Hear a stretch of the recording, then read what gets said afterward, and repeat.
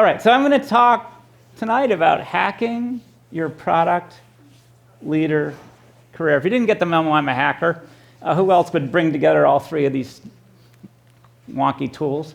And I just want you to start thinking, I'm going to talk too much about me, but really what I want you to do is think about you and your career. So first, how many of are you engaged in building a product right now? You're building something right now. Okay, and I saw a couple of hands that didn't go up. My answer is that all of you are engaged in the product, because to my mind, you're all a product. And this is really the way I've been thinking about myself. You can think about yourself as frickin' cereal boxes, okay? There's a lot of choices. You notice the blank spot where apparently there's none available. And so I just want you to be thinking about yourself as a product.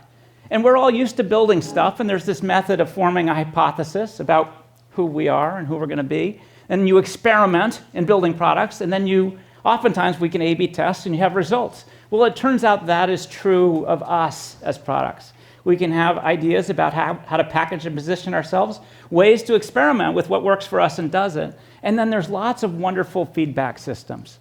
By background, this is my completely beautified career. Okay? I'm going to show you the messiness and the dirtiness of the truth a little bit later. And you can see I bounce back and forth between rotting people's brains out by doing bang bang shoot 'em ups and binge watching, and then I do good for the world, helping to let students rent textbooks instead of buying them, back and forth. So the structure of my talk today is really 3 chapters. I'm going to talk about how to position yourself, the skills and the progression in your career. And then I'm going to talk about ways that you can experiment with these different ideas. And then I'm going to give you the most helpful thing that I found in terms of results and feedback, which is this idea of having a personal board of directors. Don't take me too seriously. As soon as my daughters saw that photo, they instantly retweeted this photo of me. And I just want you to meet my family, okay? So this is Kristen, Kelsey, and Britt. They're 21 and 23. Brittany just started as an associate product manager at Rent the Runway. And this is the moment where I give you a 57-year-old white male privilege alert, okay? So I'm just totally owning up to it, right? I'm just hoping that if you listen to me, you'll have the audacity over time to experiment with some of these ideas. All right, so chapter 1, it's all about positioning yourself, and there's skills, sets, and progression in your career. So I want to share with you a very simple positioning model. It's quite simple. The positioning model has to answer the question, what is it? What are the benefits? And then the third thing, what is the personality? And personality is about how do you relate to a specific product. So for instance, in a real product like Netflix, the positioning, Netflix is a TV and movie subscription service. That's what it is. And the benefits, it's fast, it's easy, it's entertaining, and it's a great value. And the way that we tried to position the product and the brand as a person, as a personality, we wanted you to feel that it was a straightforward, friendly product. Is that the way Netflix feels to you most of the time? That's what we were aspiring to. All right, so now I'm going to share how I position myself. This is when I was presenting myself to Netflix. I am a product leader exec who helps startups with a proof of concept to scale through strong strategic thinking, management, and leadership skills. And then when I reveal my personality, and if you know me, in a highly genuine and quirky way, who knows what he's going to say next, okay? So this is how I positioned myself. And this has changed over many years, but this is the idea of thinking about how do you position yourself? You're all radically different. I'm going to learn a lot about you tonight using Slido. So let me ask you, this is Steve Jobs. What are his skills? What are the skills that he has? Can you shout some out? Listening. He's listening, he's marketing. Actually, I want to hear from everybody, okay? So go to slido.com right now and tap in a couple of words. I just want to see what the whole room believes. Because I've been working on these lists of skills now for 30 years. I've interviewed probably 500 product managers over time. So I'm really curious, what you think the skills are. Oh, yeah, Steve Jobs was wonderfully empathetic, wasn't he? I learned so much through this exercise. Oh, I'm seeing the vision thing. That's a Steve Jobsian thing, right? Wow, and I'm actually not seeing that much agreement. You guys have radically different ideas all over the map. Storytelling, designer, voice of customer. Oh, I love that one. Ruthlessly optimistic and reality distortion. This is cool stuff. Okay, so I have been interviewing candidates for years and years and years, and I have asked this question a zillion times, and my answer to what are the skills of a product leader has changed over time. Turtleneck. That's great. Okay, so I just divide this into, there's product skills of a product leader, and then over time as they grow up, there's a set of leadership skills. So I'm going to share two different lists with you tonight. So this is Aparna C. She's a VP of product at Google. She's focused on AI stuff. But these are the 7 skills. If I bring a product manager into the room, I'll typically just put this up on the whiteboard and ask them to force rank these skills. These are 7, and they've changed over time. I've essentially A/B tested them, if you will. But when I say technical, I'm just looking for somebody who works effectively with engineers. Management, for me, that's about light process to deliver results. And then creativity is the lifeblood of what we do. You generate ideas that matter. And then you need to have some business skills because you need to deliver shareholder value to get profits to invest in building an even better product in the future. And then, yes, I think there are marketing skills involved. You need to be able to effectively package and position ideas. And then design got wicked hard in the last decade. I'm holding up my imaginary iPhone right now, okay? It's not an 11, just so you know. And design skills, you work well with design, you value simplicity. How do you make it work on this teeny device? And then the big change in the last 10 or 15 years has been all about consumer science. How do you develop insight via qualitative, via surveys, through data, and then consumer world through A/B testing? So these are the 7 skills that I'm often looking for. And then as folks grow up, if I'm interviewing a head of marketing or a head of product or a head of finance, I'm looking for these 7 leadership skills as folks grow up. And by the way, I expect a product manager in their first 2 weeks on the job, in their first year, to begin to be developing and showing some sign of their leadership skills. So leadership, my definition is inspired communication of a vision. And at this level, management is all about hiring, firing, and developing teams. And then I look for some strategic thinking. In my vernacular, can you answer the question, how does your product delight customers in these hard-to-copy, margin-enhancing ways? And then there's this wonderful mix.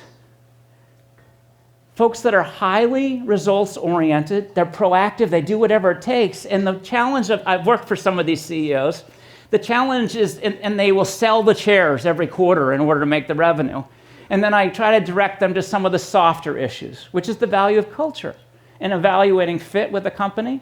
And what I love about culture is it builds this foundation for light process. People can make great decisions without even talking to each other. And then this notion of business maturity. And unfortunately, I'm the 57-year-old awkward white male. Business maturity doesn't correlate as much with age as I had hoped, okay? So Mark Zuckerberg was making great decisions at 21, and we could actually argue his decision-making got worse by the time he was 30, right? But it's all about good judgment around people, product, and the business. And then domain expertise. I'm expert in taking startups with a proof of concept and scaling them. That's my stage, and I love both education and entertainment. How many of you use Slack?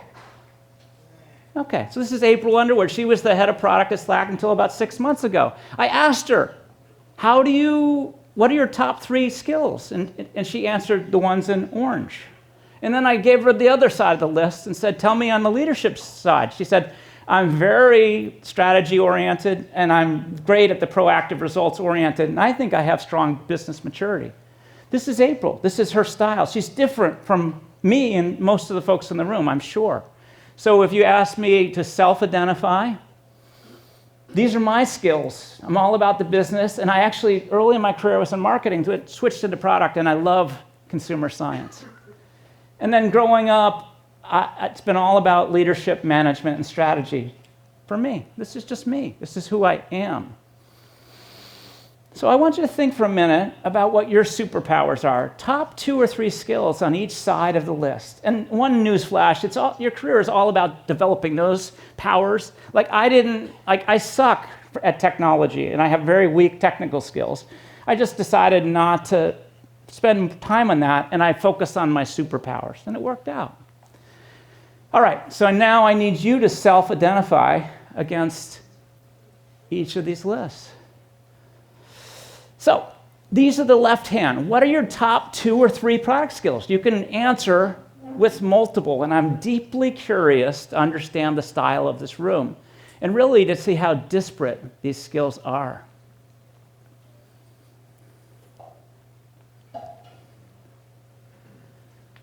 I'm seeing a lot of wonderfully unique people in the room. I'm not seeing a ton of bunching. Not unexpected to me.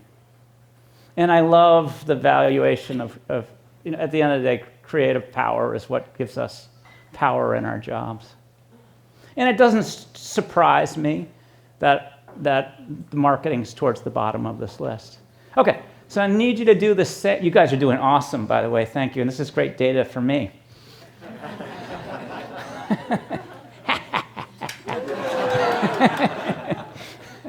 Okay. Same question. What are your top 2 to 3 leadership skills? I'm just surprised that all the technology is working. This is awesome.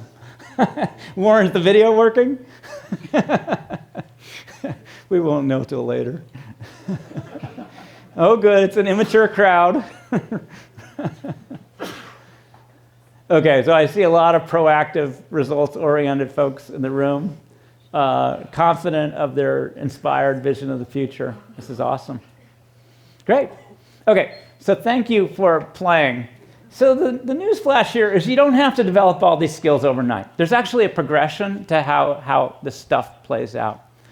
And I call these leadership skill stages. We're all builders. We're all building something at various stages in our career. And we start at the beginning of building something, and then we work our way up.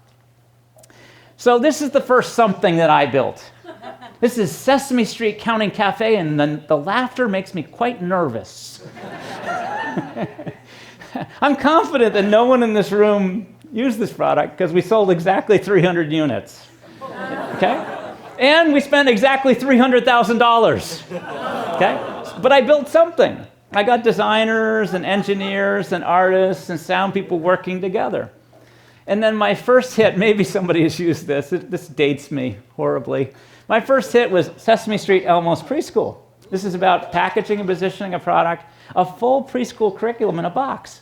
And this was the big hit of probably 97 or something. This was also the year that Oprah Winfrey threw Tickle Me Elmo's onto the stage, which is called Good Luck. Okay? And then I signed lots of kids' brands, all these brands here, and then I realized my job wasn't building the product, it was building organizations to do all that work. And then I found myself engaged in building companies. Creative Wonders was my first startup. I was a co-founder there, and that's where we built all the kids' software. And then I joined Netflix because I was interested in doing something bigger than those first 4 things. My hope was to build an industry, and that actually worked. So the industry that was created is all about streaming. How many have watched House of Cards? Yes. Okay, good. Substantially more than Counting Cafe on the Sega Genesis. All right, and the cool thing here is if you look carefully at the skills you're building at each of these stages, there is some logic to it. At the beginning, when you're building something, you're learning about basic design and management. And then the hit, for me, was all about learning the value of packaging and positioning and developing consumer insight to see what really resonates with 3-, 4-, and 5-year-olds, and more importantly, their parents who are paying. And then with organizations, I began to learn about the need for leadership, strategy, hiring, and then the power of culture. And then in building a company, I was a pain in the ass. I was the VP of product initially that would talk about those bastards in finance, okay? And that's when I began to learn that to build a successful company, there had to be cross-functional leadership.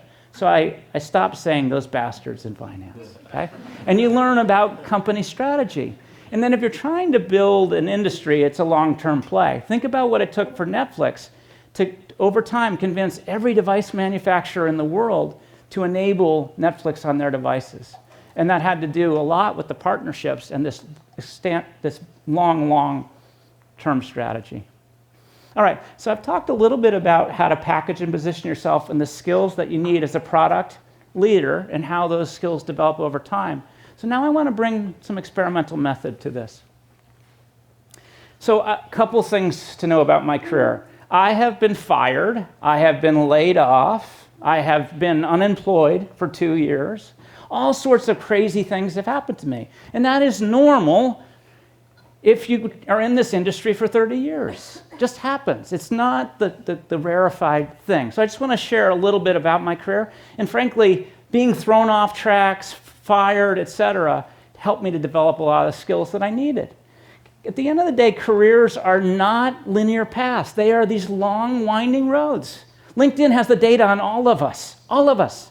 And they've seen that the CEO path is not boom, boom, boom, boom, boom up the ladder. It's, okay, they start answering phone calls, and then they're over here in sales, and then they move into marketing, and then they might be in operations, and they might be in finance, and finally, they're a CEO. And along the way, they're developing all the skills they need. It is a long and winding path. Sometimes it looks like chutes and ladders. Do you know that game?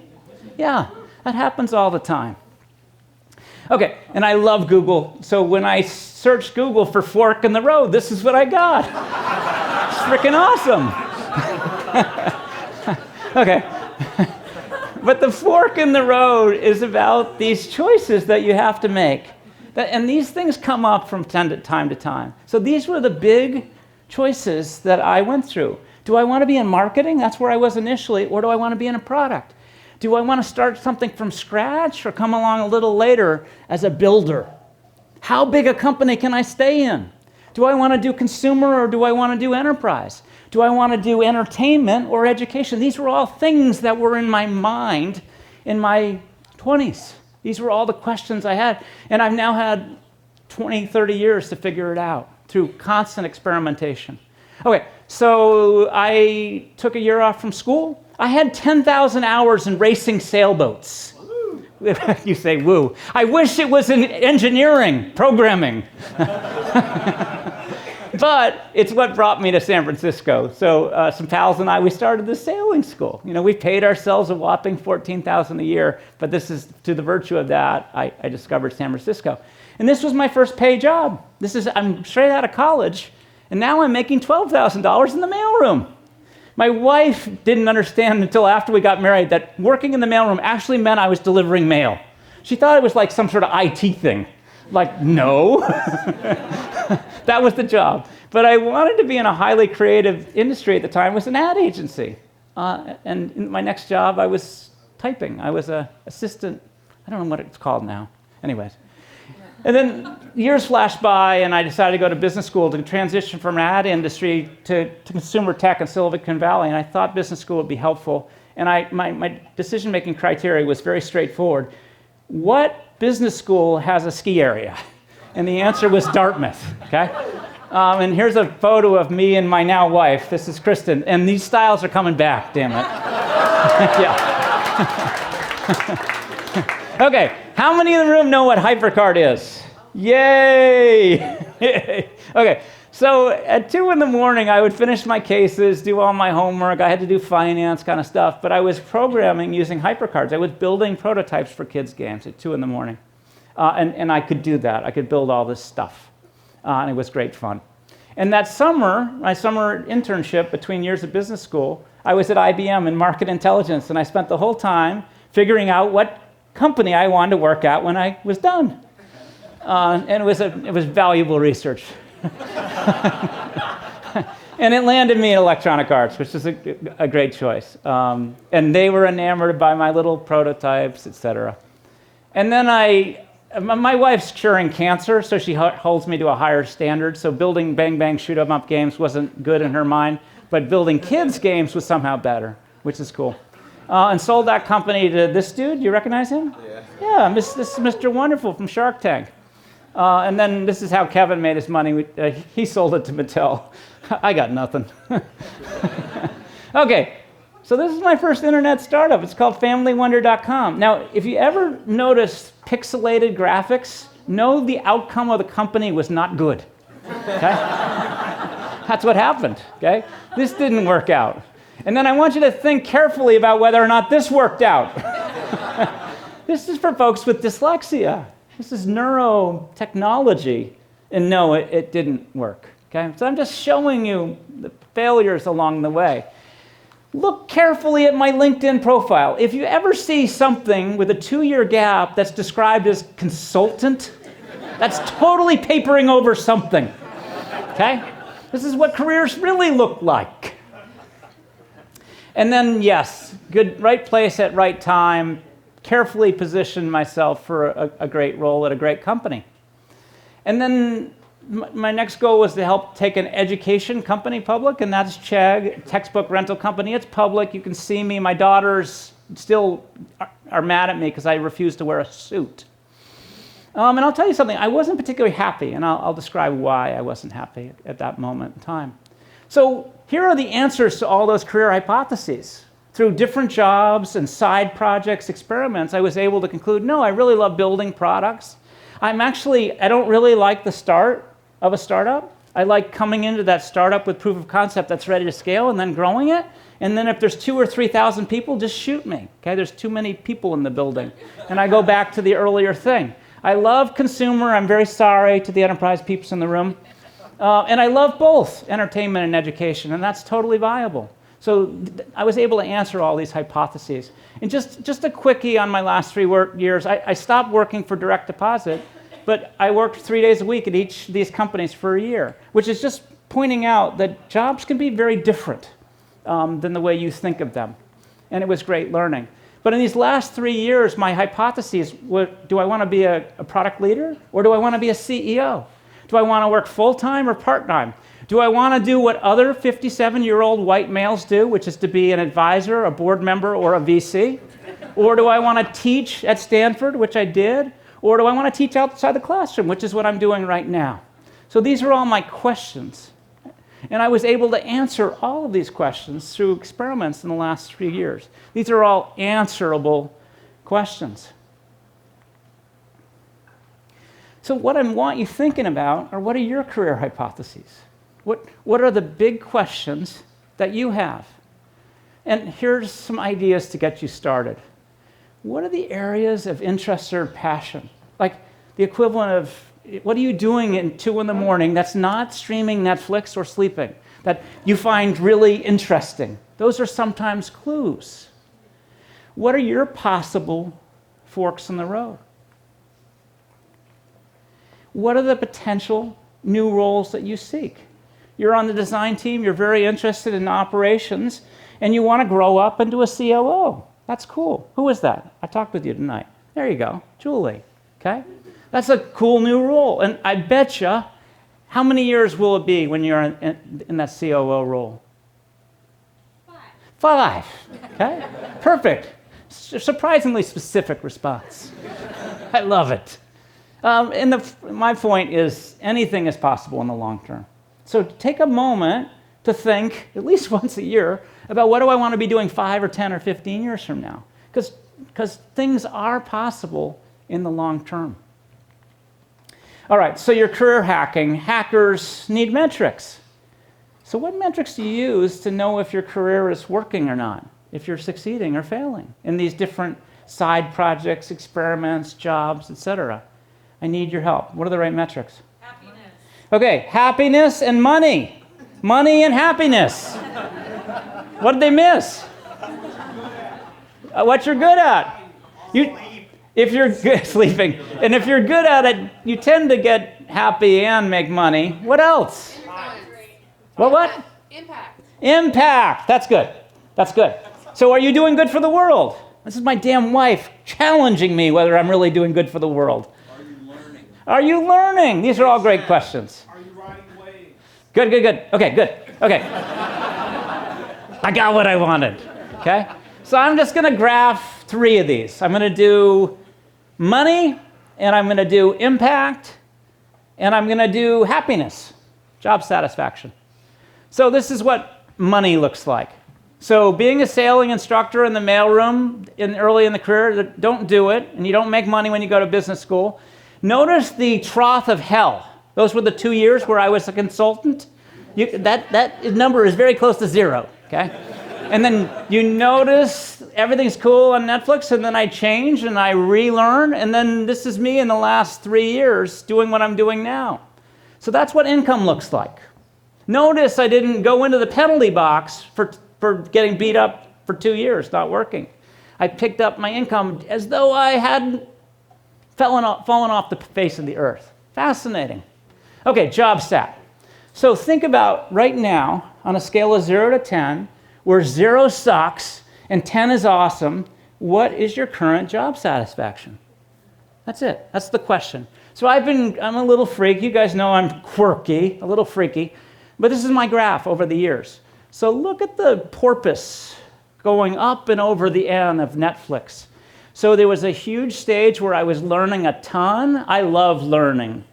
And I was growing, and then my satisfaction started to fall. Because it was obvious to me that I wasn't the right person for the next stage of the company. It was getting too big.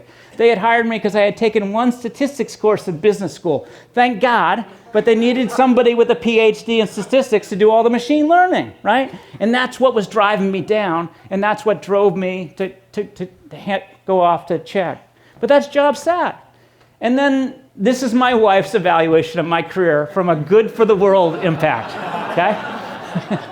So notice up above Family Wonder and Kevin O'Leary, that's the education kids. Okay, Gib, you did good. And then she gave me negative points for binge watching at Netflix, okay? And then she gave me good for helping students to save $1 billion renting on textbooks instead of buying them. So this is the impact. Now, what did I learn from this? The most important thing for me in the moment is to ensure that your job is an 8 or above. Now, oftentimes we have sucky days and sucky weeks and sucky quarters, maybe even a sucky 6 to 12 months. But if I'm bouncing along at a 5 or a 6 for like a year, that's a sign to me that there's got to be some sort of change. New role in same company, different team, maybe a different company. So that's the thing I've learned from this. And so now I want to know, okay? This is anonymous. I don't know who you are. But I'm deeply curious to understand today, what's your current job stat? 0 sucks and 10 is awesome. This is what I want to know.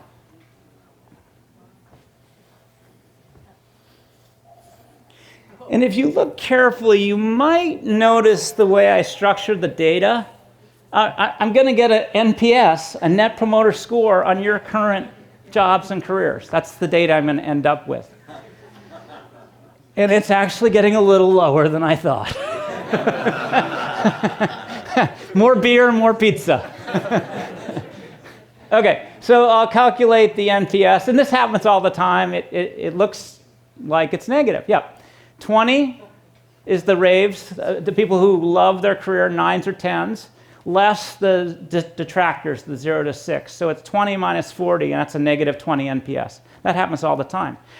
What it signals to me is there's a lot of folks in the room that I'd love you to do some more thinking about what you want to be doing over the next 5, 10, 15 years that will fundamentally drive these numbers up.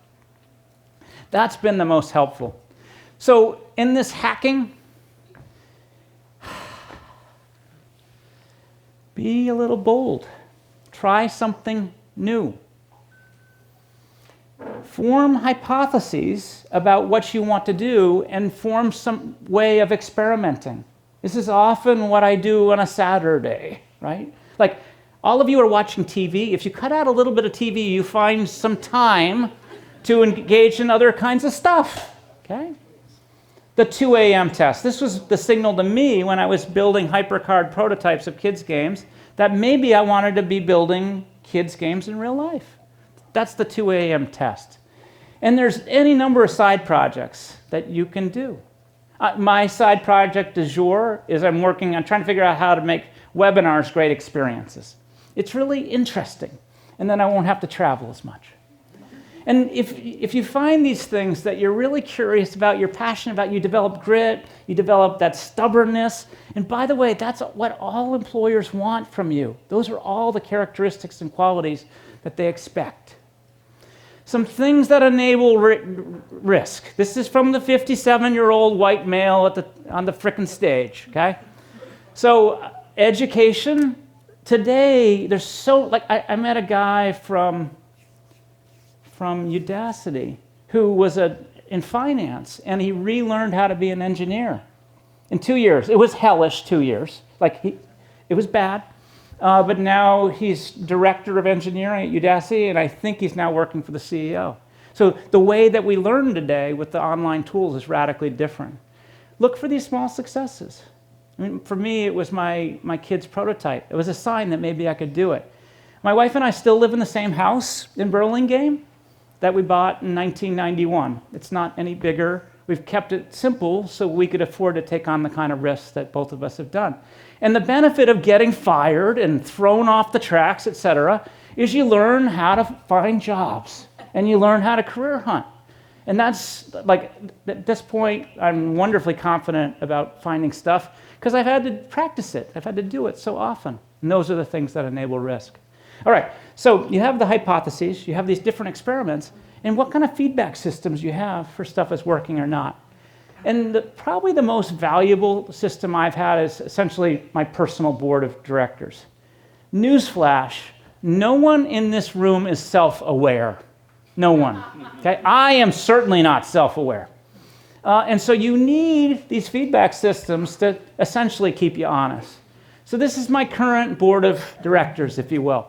It's a collection of peers and mentors. In the last 3 years, I had to learn a lot about what I'm doing right now, public speaking, about writing, right? So I reached out. Barry in the bottom right is one of those. That's Mark Randolph, who just wrote a book and is a total pro speaker. He's the Netflix co-founder, right? I needed Patty McCord was the head of HR. I go walk the beach with her about once a year, just talking about this stuff, right? Dan Olson does what I'm doing now.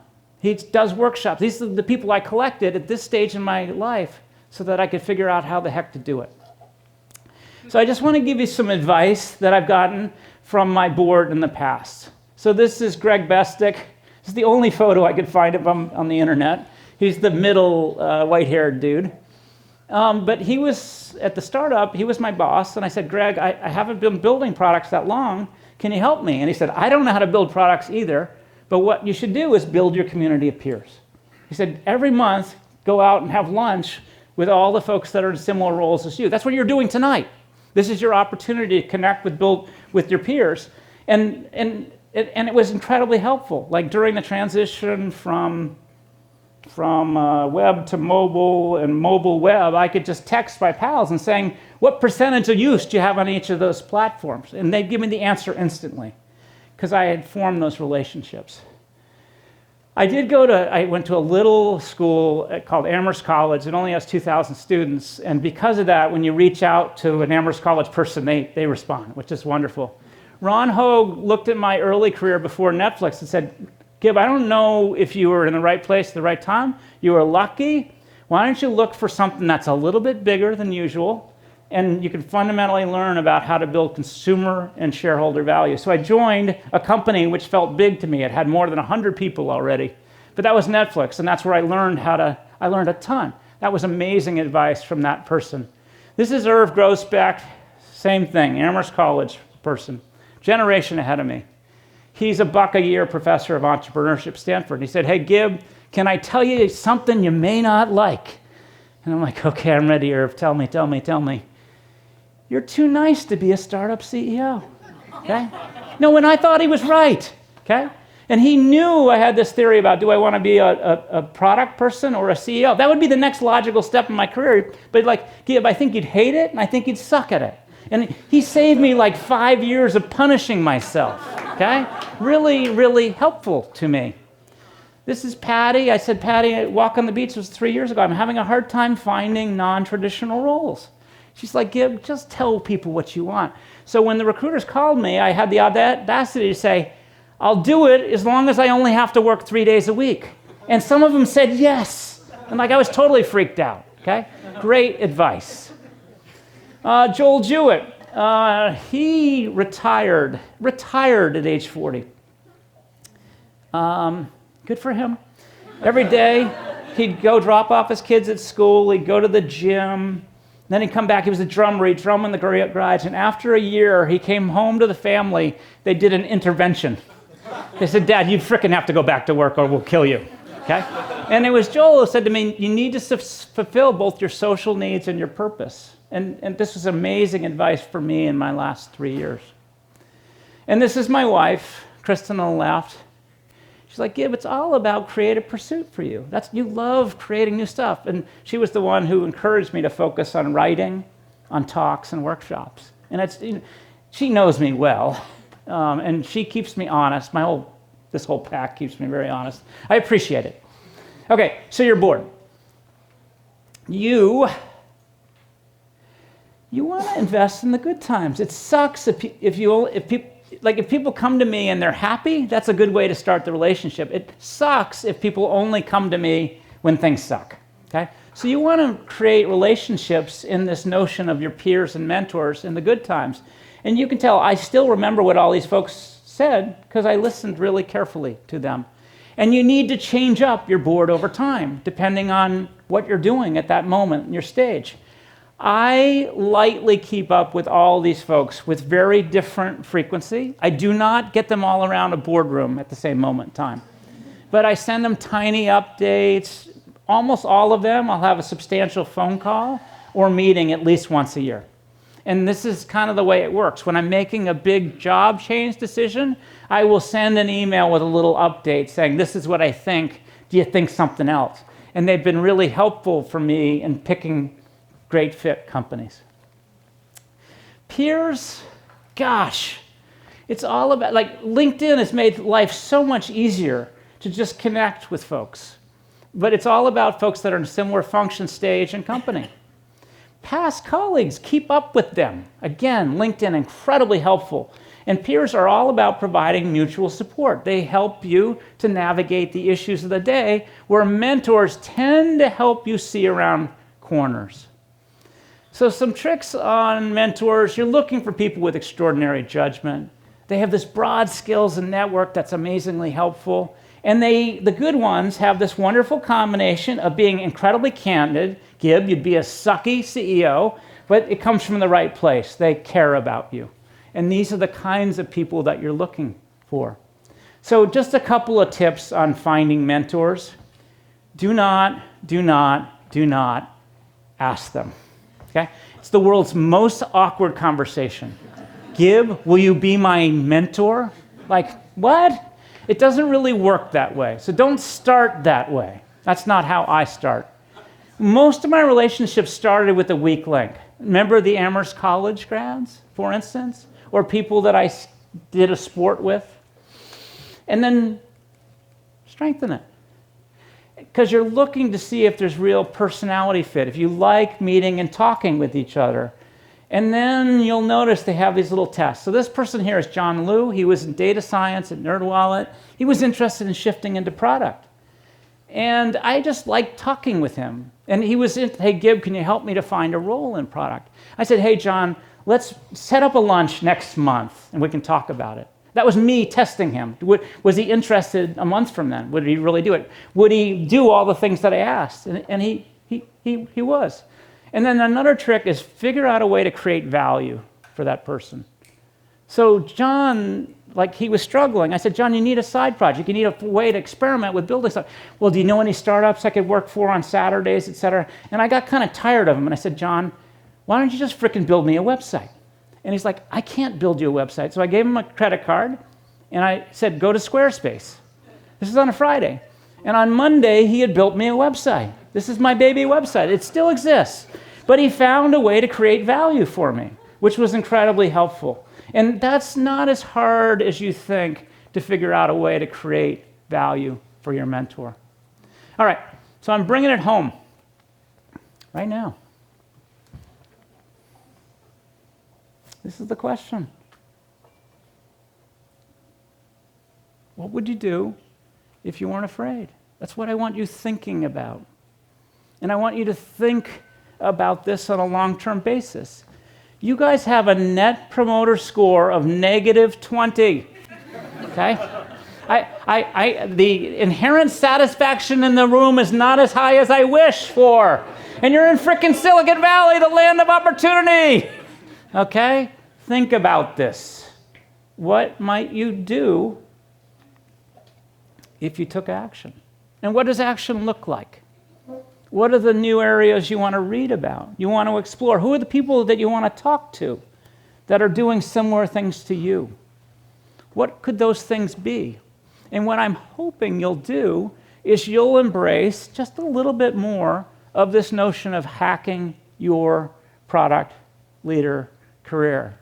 I'd love it if you start thinking about, okay, how do I position myself via those product and those leadership skills? And then how do I think about where I am on that career progression ladder? And what are the new skills that I need to develop to go into this area or to move forward in my career? And then I'd love it if you form some hypotheses, like you are products. My hypothesis is this new feature of me will work. And then find a way to experiment. And it's usually by some version of side project. Or it could be the lunch, or the dinner, or puttering with something that's just interesting to you. And then the last, how many of you today believe you have a personal board of directors? How many? That's great. Okay, no, I see 15 hands out of 100 odd, which is awesome. Are your personal boards of directors helpful to you? Yeah, heck yes. Okay, so a lot of enthusiasm. So for the other 85 folks, do this. Begin to reach out. You have an opportunity tonight to build relationships with your peers. Stick out your hand awkwardly, like a 57-year-old white male, and say, hi, what's your job? Okay? You can learn from me, damn it. Anyways, build that board of directors, the collection of peers and mentors. And really what I would love you to do is figure out how to make your job in the next 6 to 12 months for sure 8. And I'd love to see more of you in the 9 and 10. And with that, I'll say thank you. Thank you very much.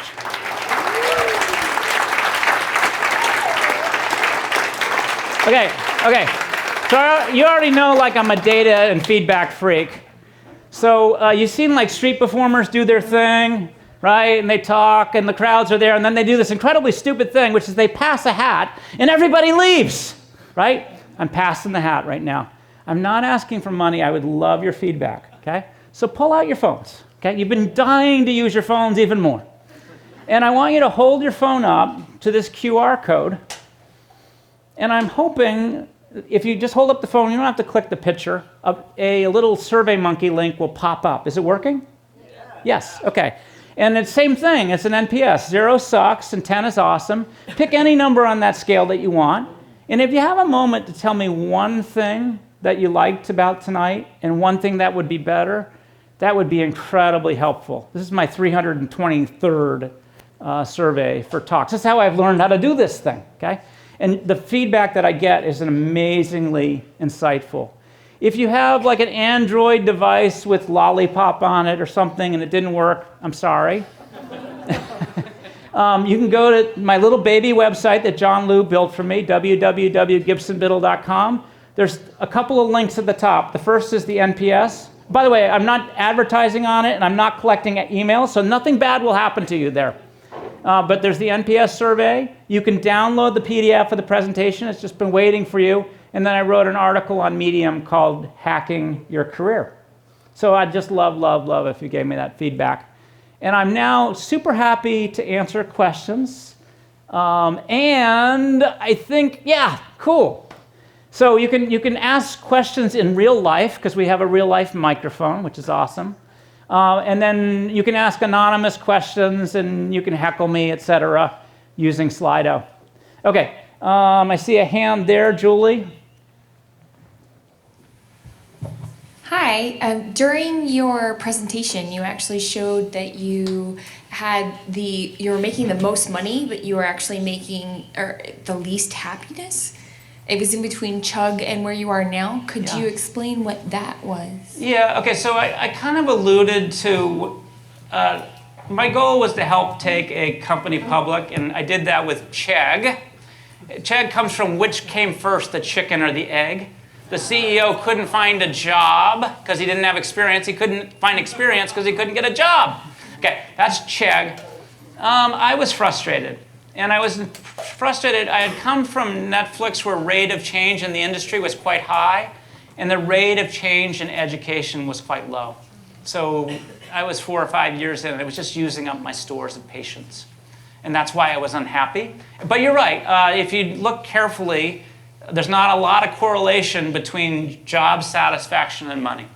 And I made substantially less later, and I was substantially happier. Go figure. Right? I just found the point when you made the most money with the one you were the most unhappy. Yeah, that happens too. So it's just data from one life. If I got the data from all of you, maybe I could get some more interesting stuff. If you guys want to give me all of your salary history, I can work with it.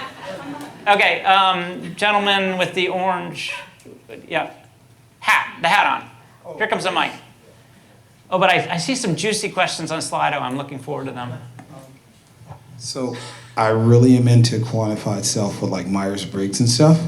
So I found literally even my personality changed in different roles, like INTF, ENTJ. So how do you know, and I worked in counseling 8 years along with investments and startups.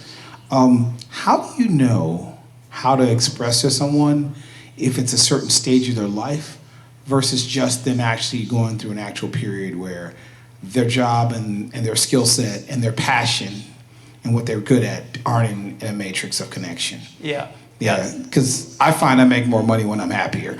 Yeah. No. Or enjoying what I'm doing. Yeah. Yep. Well, no, okay, so a couple things. First, I do find that it's been debated over decades about whether you should engage in things you're passionate about. It's been really helpful for me. Hang on a second. Oh, notice that I said if your job satisfaction is a 5 or a 6 for 9 or 12 months, that's the sign. So you have to have a little patience. Everybody has good and bad days, good and bad months, quarters, etc.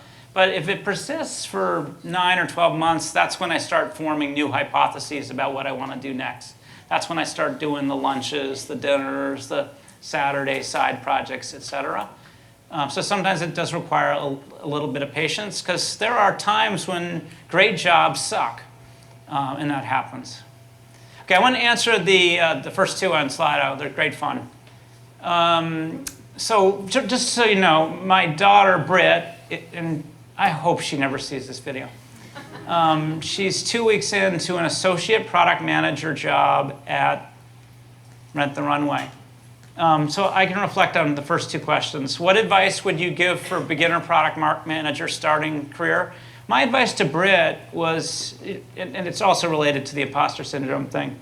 Listen, your first year or two is really about trying to figure out what the job is and what you like to do and don't like to do, and just beginning to develop sets of skills. She's deeply afraid that in the first 2 weeks of her job, people will expect amazing results. I'm like, no. I've had associate product managers like you work before. I'm just hoping you can find the bathroom. Okay? So just to relax, and these first year or two are largely about learning. The imposter syndrome is really interesting. Okay, so first of all, a little bit of imposter syndrome is always good, okay? So it's always good for me to be a little bit nervous when I'm using Slido with Google Slides and just hoping everything's going to work, right? Because if you're not, really bad things will happen. So that sort of edge of doubting yourself is always helpful. The way that I have felt it, in my history, I never thought I was ready to be at the next level until my boss said, hey, I think you're ready to be at the next level. So I was never aggressively pushing for the next thing. Maybe this expresses some of my risk-taking personality, I don't know.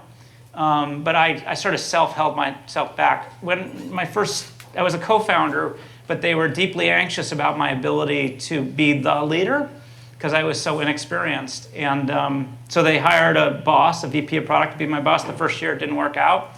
And then the same thing happened the second year, and they finally said, okay, Gib, I think you're ready to be the VP of product. They also told me I had to dress better. It was very important. I still don't really dress well. Anyways, I think that some of that self-doubt is helpful. It causes you to worry and do the research and the reading and the thinking and the talking to really figure out how to be great at things. My personal board of directors has probably been the best way to handle this self-doubt and lack of self-awareness. Because at times they've kicked me in the butt. Said, hey, Gib, you've been saying forever that you wanted to take an ed tech company, help take it public. Like, go frickin' do that, because you're getting kind of old, right? So that idea of a personal board of directors is probably my biggest tactic for handling quote unquote imposter syndrome. And focus on learning, I guess I'd say that too. Okay, I'm gonna do one more Slido. How do you automate user testing and how do you incorporate quality? Wow, that's a very specific question. Okay, the question is, how do you automate user testing and how do you incorporate qualitative data into product development? What? Just answer plant question because the sponsor. Oh yeah, you gotta use mixed panel. Oh God, that was easy.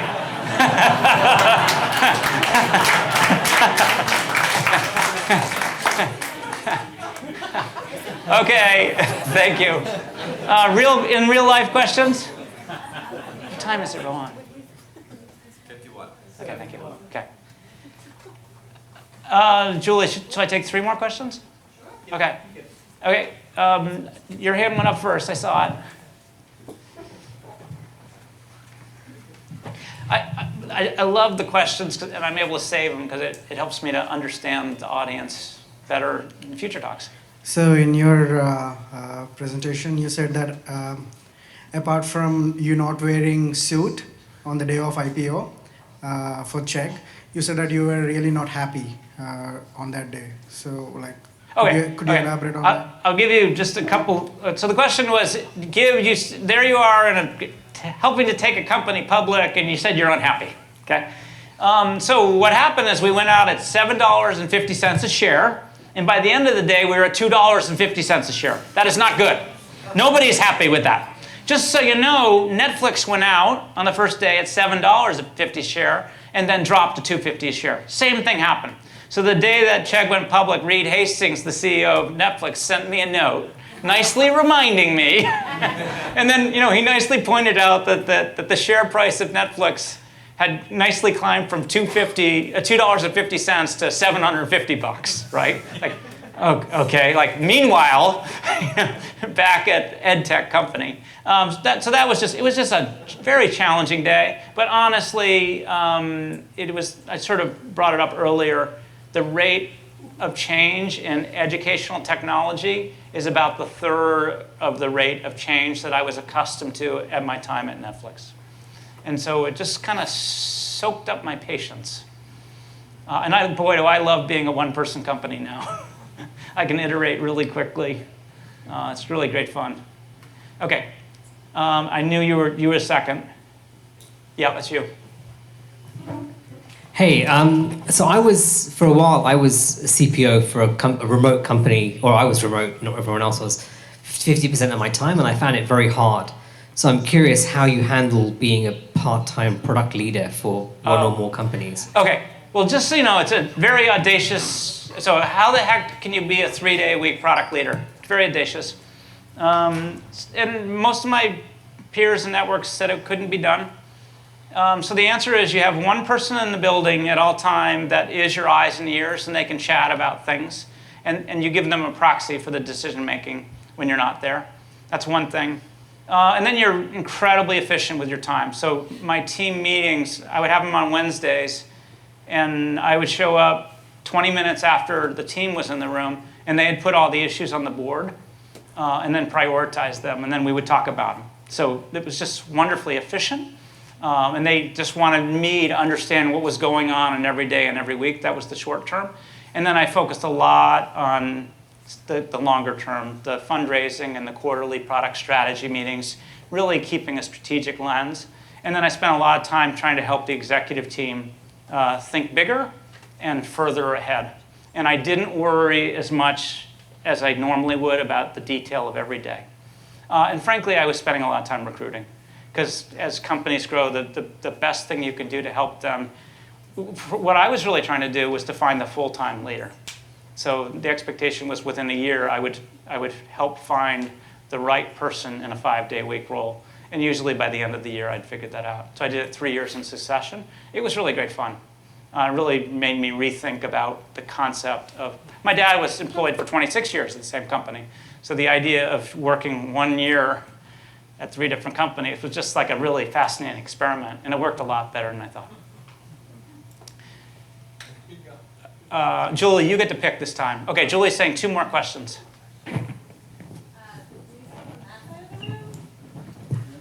OK, we're going to the cool side of the room. Yeah. So you were talking at one point about light process reducing, like ideally nobody needs to talk to each other. Yeah. How do you balance that with like reducing communication, the need for communication, because it's hard, with making sure everybody's on the same page? Yeah, it's a good question. OK. So I'll just give you a couple examples, and then I'll try to back into it. So how many of you have read the Netflix culture deck? OK. It's good recruiting tactic. Everybody should read it because it's incredibly cogent. So those values are there to help people make decisions quickly and easily without talking to each other.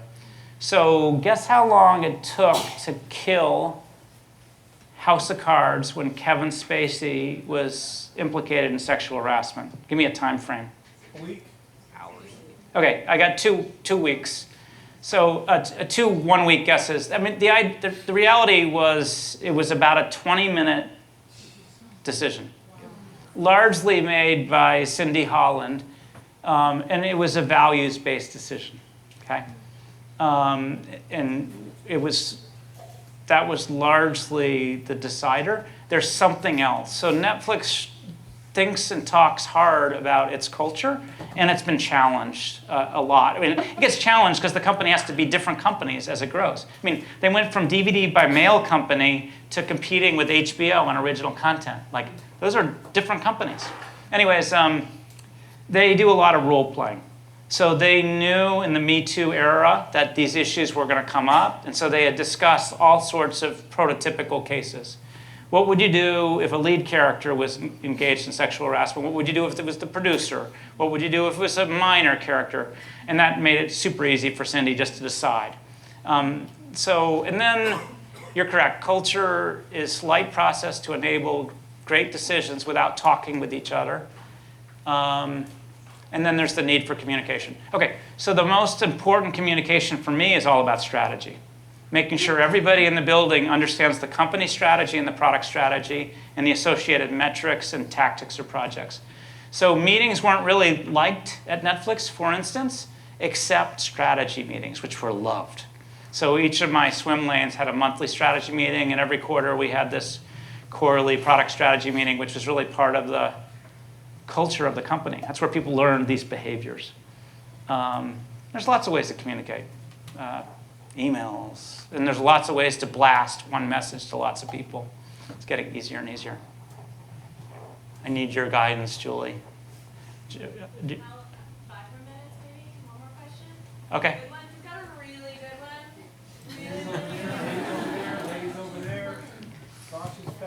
Hi, so my name is Fernando. Stakes are high, Fernando. Yeah, this is going to be special, hopefully. But so I noticed in your talk you were mentioning about gathering salaries about like everyone here in the room, and I just wanted to try and and I noticed there's like that stigma going on in the Bay Area and possibly throughout this country about talking openly about your salaries and how much people make. That being said, I wanted to ask, how much did you make on your first job versus what you're making today? And if it helps break the ice, I'm currently a guest teacher making 20 an hour. Okay, so a couple of things here. So first of all, you should all ask your peers how much you're making. And the only thing awkward here is one to many. Okay, so Netflix, we actually went to open compensation, which means that initially all VPs and above, so I was one of those, knew the compensation of everyone in the building. And it actually worked quite well. So it turns out that all directors and above in the company know the compensation of everyone in the company. And we did it, I mean, when I had to talk folks into it, I would say, hey, I think I have enough business maturity to handle this, do you? It was like a challenge. So nobody could really say no to that. But I learned a lot. So for instance, I kind of knew that a marketing leader makes this much, and a VP of product makes this much, and a CTO makes this much. And then I was really shocked when I learned that a head of data makes this much. At the time, all of the data leaders that were that could work at scale were all coming out of Wall Street, where they paid exceptionally well. So that was just great learning for me. The other thing that was awesome about Open Comp was it fixed a lot of fairness issues. So like the night before everything went public, you can imagine there was scrambling to make sure everything could withstand the light of day. And there was only one company that had gone to Open Comp that we found before, which was Whole Foods, which I think is still at Open Comp. So here's my personal coaching. By the way, I'm happy to answer that question on a one-on-one basis with you. So I'm happy to do that. But what you want to do is understand your market comp, and there's actually a notion of personal market comp. So if you are an associate product manager at Rent the Runway, as my daughter is, I nicely encourage her to ask how much the associate product manager make at Spotify. And honestly, I know exactly what the band is. But it's a good question to ask, because that just makes you smarter about these issues. So it's not that terrifying. So it's a good question to ask. I'm just vaguely uncomfortable about doing it with everybody in the room at the same time. But I can answer the first question. I made $12,000 in the mailroom. And my sailing school job, I was at $18,000. And I do make more than that today. Okay.